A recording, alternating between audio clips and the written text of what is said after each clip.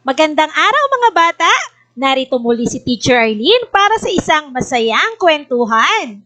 Handa na ba kayong makinig? Umpisahan na natin! Ang pamagat ng ating kwento ay Ang Prinsipeng Ayaw Maligo.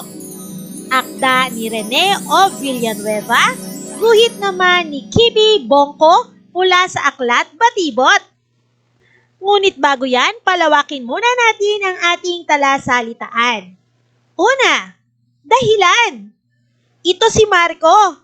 Si Marco ay nagdadahilan na masakit ang kanyang ulo upang makaiwas sa utos ng kanyang nanay. Ikalawang salita, makaiwas. Ayan na nga, si Marco ay nagdahilan na masakit ang ulo para makaiwas siya o hindi siya mautusan ng kanyang nanay. Kabayo-kabayuhan. Ito ay laro na kunwari ay kabayo. O mga bata, may tanong ako sa inyo. Ano ang ginagawa ng bata sa larawan? Ikaw, naliligo ka ba araw-araw? Ano ang nangyari kay Prinsipe Chikiting na ayaw maligo sa ating kwento? Umpisa na natin! Ang Prinsipeng Ayaw Maligo, akda ni Rene O. Villanueva, guhit naman ni Kibi Bongko mula sa Aklat Batibot. Sa isang malayong kaharian, may isang munting prinsipe. Ang pangalan niya ay Prinsipe Chikiting. Araw-araw, tuwing umaga, pinaliligo siya ng kanyang amang hari at ng inang reyna. Pero ang laging sagot niya ay, ayoko po!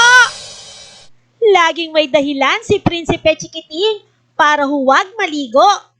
Maligo ka na, Prinsipe Chikiting, sabi ng kanyang amang hari. Nagbabasa pa po ako, sabi ni Prinsipe Chikiting. At nagbasa siya ng nagbasa para lang makaiwas sa paliligo. Isang araw, namasyal sa hardin ng palasyo ang prinsipeng ayaw maligo. Biglang lumipad palayo ang mga tutubi at paru-paro. Ang baho! Sabi nila. Biglang yumuko ang mga rosas at gumamela. Ang baho!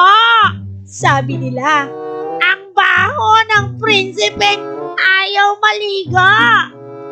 Hindi pa rin naligo si Prinsipe Chikiting. Iniwasan na lang niyang pumunta sa hardin. Hindi nagtagal, naramdaman ni Prinsipe Chikiting na nangangati na siya. Hindi siya makatulog. Kamot siya ng kamot sa ulo at katawan niya. Nang gabing-gabi na, dumalaw sa silid ang mga ipis, daga at langaw. Ang baho ng prinsipeng ayaw maligo, kaya kaibigan natin siya, sabi nila. Ayaw ni Prinsipe Chikiting na maging kaibigan ang mga ipis, daga at langaw. Marurumi sila! Ayoko sa kanila! Sabi niya. Ano na kaya ang gagawin ngayon ni Prinsipe Chikiting? Tingnan natin mga bata. Kinaumagahan, pagkagising, ay agad naligo si Prinsipe Chikiting. Nag-shampoo ng buhok at nagsabon mabuti ng kanyang katawan. Ngayon, kapag dumadalaw sa hardin si Prinsipe Chikiting, hindi na lumalayo ang mga tutubi at paru-paro.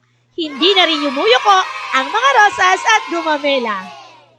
At dyan nagtatapos ang ating kwentong Ang Prinsipeng Ayaw Maligo. O mga bata, may natutunan ba kayo sa kwento? Araw-araw tayo ay maliligo ha, upang tayo ay manatiling mabango at malinis, at upang maging malayo din tayo sa mga sakit. At syempre, magkaroon tayo ng maraming kaibigan. Nawa ay masaya at natuto kayo sa ating kwento ngayong araw. Hanggang sa muli, ito si Teacher Arlene na nagsasabing, ugaling maging mabait sa lahat ng pagkakataon. Paalam! Hanggang sa muli nating kwentuhan! Bye-bye! For more educational videos, please do like, share, and subscribe to Teacher Eileen's YouTube channel!